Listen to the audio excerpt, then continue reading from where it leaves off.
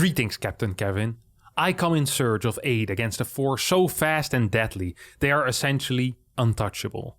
Yes, Kevin, I am talking about the Zergling.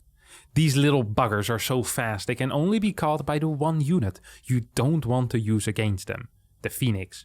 So how on earth is Protoss supposed to deal with it?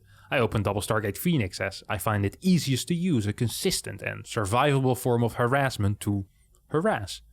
As I struggle to use methods which would require 300 plus APM to use sufficiently, like Glaive Adepts. The problem comes when the Zerg sends out its dreaded Zerglings in mass to kill my bases. My Void Rays, Archons, Adepts and Zealots cannot even hope to cut through the links before I lose my third, my fourth, my third, and my third again. That's the third base 3 times for the people that were counting. Usually I would attack with charge lots once my opponents get sufficient Hydras or Corruptors to ward away my Phoenixes. But Kevin, how on earth am I supposed to keep the Zerg in check with a ground army if I cannot even keep the Zerg in check at my own bases? Please, if there is a better way to keep the Zerg in check whilst defending against this insane unit, teach me. Signed, you. Well, not you, but the player who submitted the balanced complaint form is called you. The race is Protoss, the league is Masters with 4.5k MMR, and the server is Australia. Now, that means that the person who submitted is a bit of an idiot because the Australian server doesn't really exist anymore. We have the server split in 3, and there are some sub-servers within the North American region, including Singapore. I'm not even sure if there's still actually an Australian sub-region. I think they might have just removed that altogether, but I could be wrong. There's like 6 people that play in Australia, and you apparently is one of them. User Protoss, who opened up with a Gate Scout here, and struggles mightily with Zerglings. And from what I could gather, especially the speed of the Zerglings, right? He mentioned that the Phoenix is the only unit that could catch up with the Ling. Now, that doesn't say too much in a game of war. Like, there are people and there are things that are very fast, but are not necessarily good at war. Like, imagine if you have a Formula 1 car. It's a very, very fast car and probably great to have, like, fun to drive around with. But if someone shoots at you with a tank while you're in a Formula 1 car, you'll probably die no matter how fast you are. Or someone snipes you down while you're sitting in your little car. Like, it's not meant for heavy fighting, you know? You could probably drive into someone and deal some significant damage. It's the same with Lynx. They're very fast, but they're honestly kind of useless in a straight-up fight majority of the time. They do well against small harassment forces, and in very large numbers, Lynx can take out things like Zealots, Stalkers, Adepts, but once Splash comes into play, and especially Storm, or Archons even, the unit becomes weird. Okay, sorry. I can't quite recall how I wanted to... the unit becomes worse, is what I want to say. I completely lost my train of thought when I saw... Okay, what is this?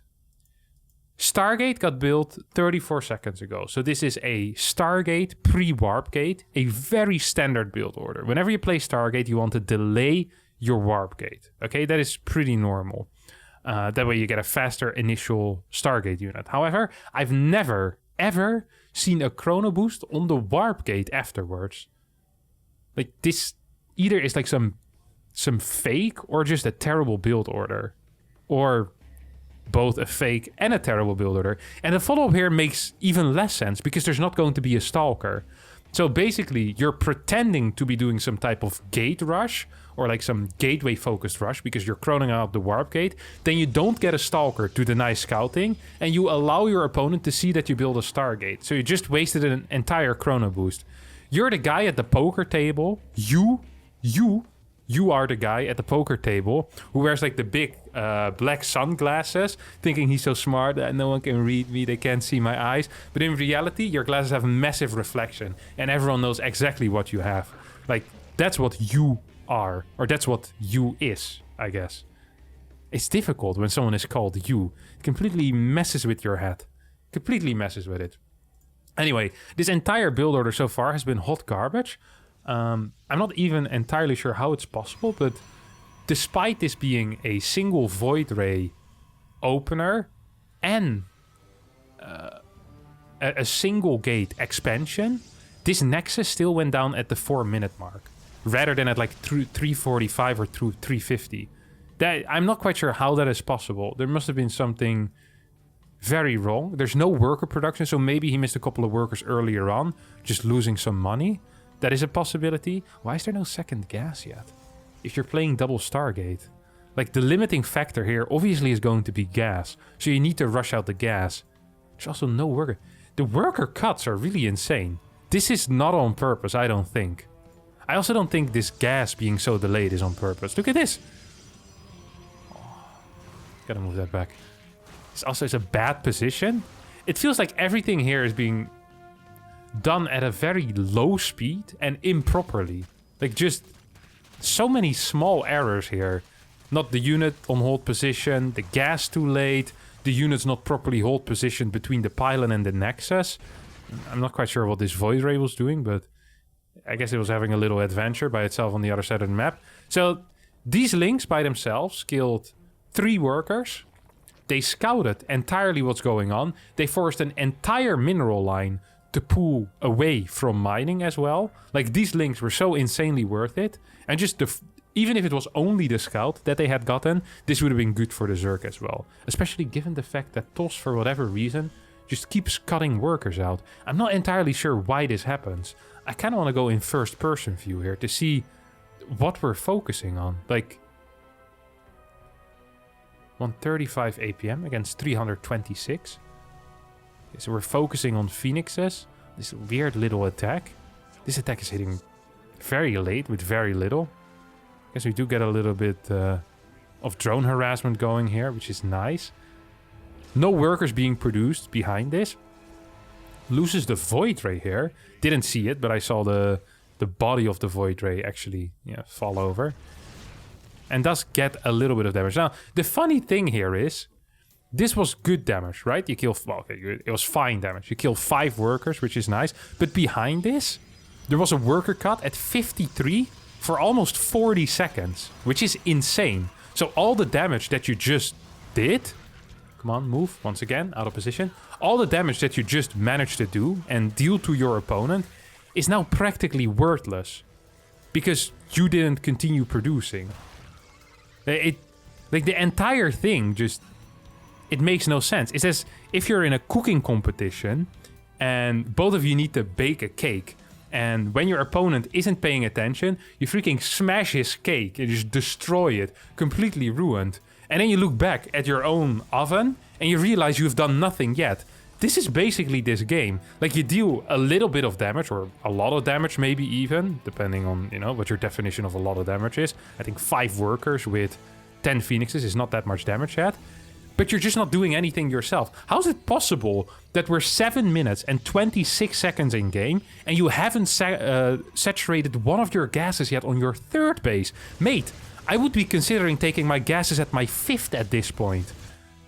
You probably don't even have a camera hotkey for your 4th base yet because you probably can't take it. This is actually insane. Everything is happening so slow. It makes no sense. The basic skill of worker production is one of the most important skills in StarCraft 2. And the moment something else happens for you, you just stop using it. You're just, alright, workers, not that interesting. I'm not gonna get them anymore. It's bad. It really is bad. On top of that, you've only killed 13 workers despite building 13 Phoenixes already. This is a huge investment. And the funny thing about Phoenixes is that eventually, most likely, you're gonna get damage. But it's important to get the damage as quickly as possible, so your opponent also has less mining, right? If you kill 20 workers at the 5-minute mark, that's a lot more impactful than if you kill 20 workers at like the 9-minute mark when there's a 3k bank already. I don't understand how it's possible that your adepts are literally always out of position. They have these experiments where they have like a monkey pick stocks at the start of the year, and then they match the monkey up against the financial experts. And I think for years straight, the monkey would outperform the financial experts. I feel like if we could make a monkey put these adepts in positions around the map, he'd still be in position more often than you have been so far. Not a single time have your adepts used any type of Sim City. Look, once again, you're just out in the open. The Zerg actually could have just fought it, taken out every single Zealot, which, by the way, none of them were in range of the battery. Maybe one of them was in range of the battery. You would have lost all your Zealots. And once again, you never would have been capable. Look, you just keep doing it. You just keep staying out of position. I don't even understand how it's possible to always be out of position. Like I said, by pure luck, you should be able to be in position more often than not. Well, not more often than not, but at least every now and again. Like... Okay, I literally do not understand this. You gotta explain this to me. If someone understands this, please explain it to me. You just see 25 links move towards this side. You see them escape through this general area. So it is safe to assume that the links are going to be somewhere on this side of the map. Then you send a single probe out to secure this base. If the Zerg was even semi-active with those links, he would have gotten an instant cancel. An instant cancel. Because your army doesn't move there. Whenever you go somewhere, you need to secure that base if you know your opponent's units are there. And you knew. You had the full information. It's like you don't have object permanence. The moment they move into the shadows, you completely lose track of where the links were last. Like, it makes no sense whatsoever. Now you're lucky because the Zerg wasn't paying attention. Had the Zerg been there already, this base would have been cancelled once again. 100%. Like, absolutely no shot. Your Phoenixes just went back for this as well, for whatever reason, to try and harass some of these Zerglings. This is going to be probably a very good fight for you, as Archons do hard counter Zerglings. What is this? Oh, a couple of Corruptors. Can recall the Phoenixes. Could also super battery this and move over with your Archons. Could also warp in 4 Stalker, not super battery, and not use a recall. So you lose your third base for free.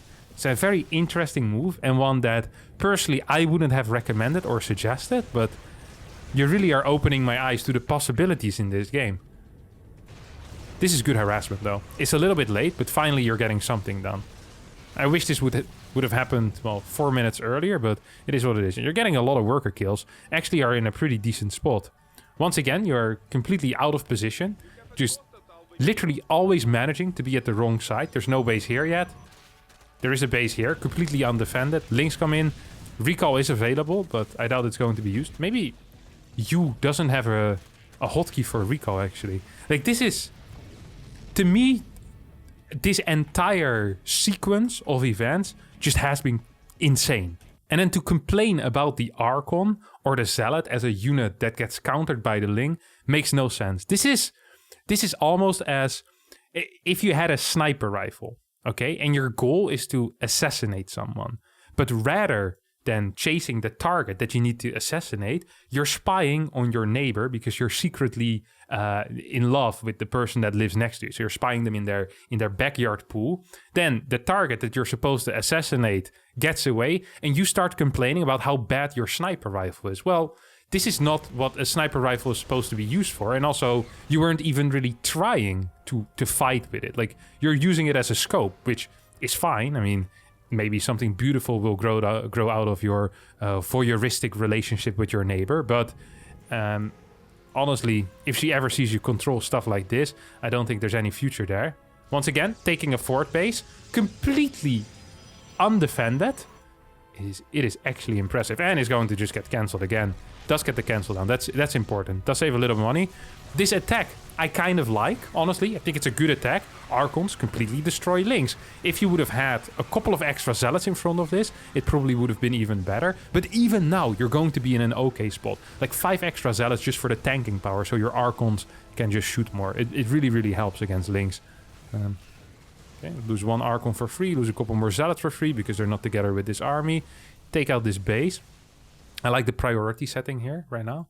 It's like, I'm basically doing a desperation all-in attack at the moment. I bet the main target for me is going to be these 2 extractors on my opponent's 3rd base. Well, I know there's a 4th base, and I also know that there's a 5th base. Surely this is the key thing that I need to be paying attention to right now. And you just... Okay, this is great. The complete A move back, and these units continued attacking the extractors. That was actually kind of scary, because if the links had come in for a surround, I guess, which they do right now, you're just going to lose every single unit. Yeah, this is also why having a couple extra zealots is just super useful. Phoenixes are still alive. I mean, this game is just really wild. 12 minutes in, still no fort base. Floating 1.2k, 1k. Zerg also is floating a decent chunk, by the way. Like, I don't want to say that this Zerg player is absolutely perfect, but you definitely aren't perfect. Like, very, very, very far from perfect. You know the song by Ed Sheeran, Perfect? No one really knows who it is about, but with the process of elimination, maybe we can sometime figure it out. And I know for sure that the song isn't about you. We can send that in. If anyone has the contact to Ed Sheeran, or to the Ed Sheeran fan club, who've been keen on figuring out who the song is about, we can take you off the list. +2 on the way. I like this. It's a good move. It would have been better if it would have been done 5 minutes ago. Ooh, this is nice as well. Look at that. Kind of just want to see that again. How he moves into a surround. Look at that. This is one of these things that you don't think is quite possible. You're like, how is this Archon going to get on the right side of this set of links without killing anything? And we're about to see it. Look at this. Whoop. Huh? How does it move? How does it move? Whoop. Wiggles its way in like a worm into the earth. Actually, I think worms eat with their... Do they have a mouth? I think they bite it, actually. No, they have jaws, maybe, worms. I'm quite sure others. I know they can dig pretty fast. They don't have a... Yeah, they must have a mouth. How else do they eat? I don't know enough about worms. Anyway, you see ultras, so you should be getting immortals or getting anything to deal with it. At this point, having the Phoenixes at home is really no point. And funnily enough is... If you had the Phoenixes on the other side of the map, you probably could be winning this game. And the reason I'm saying this is because you could have just killed every single worker for free. There's 4 queens and there's 7 corruptors.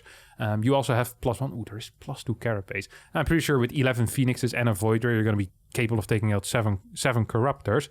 You know that you won't be capable of winning this fight. Phoenixes can deal with these ultralisks, so you need to make a mature decision here and say, okay, I don't want to hold my fort base for a little bit, but I'm going to kill every single worker on my opponent's side while I'm slowly but surely transitioning into something that can actually kill my opponent's units, which is going to be the Immortals. The robotics facilities here are actually the correct call. I like that.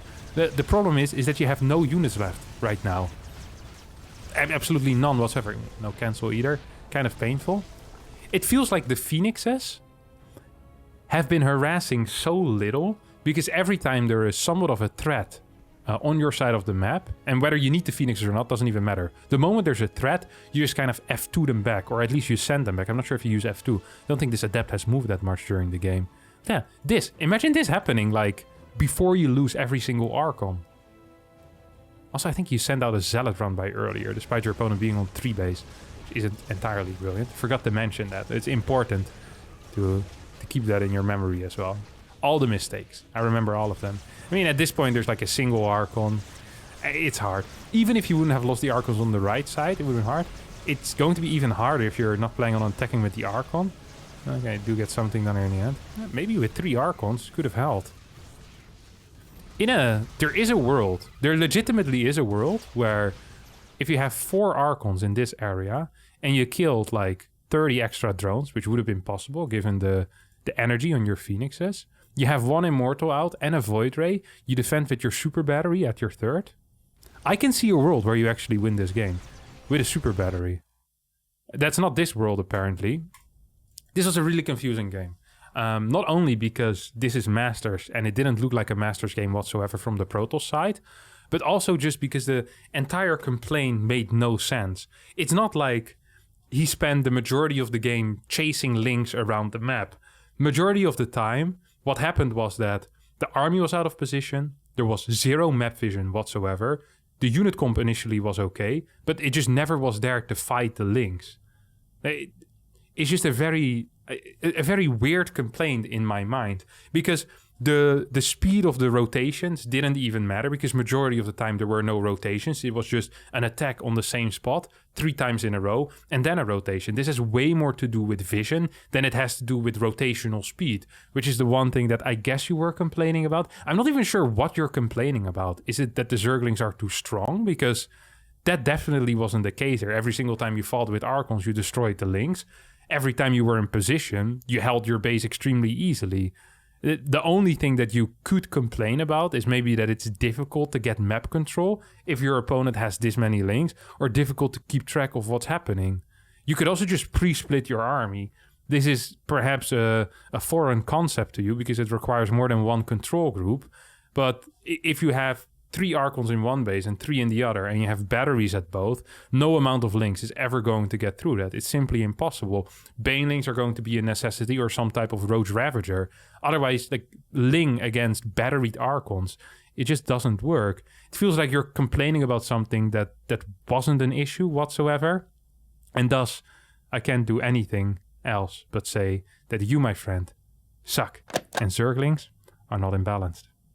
I'm sorry, but that's just the way it is. Thank you all for watching. I hope you did enjoy this episode of Is It Imba or Do I Suck? If you did, don't forget to hit the like button, subscribe to the channel, and hopefully I'll see all of you next time for a new video. Thank you so much for watching, and bye.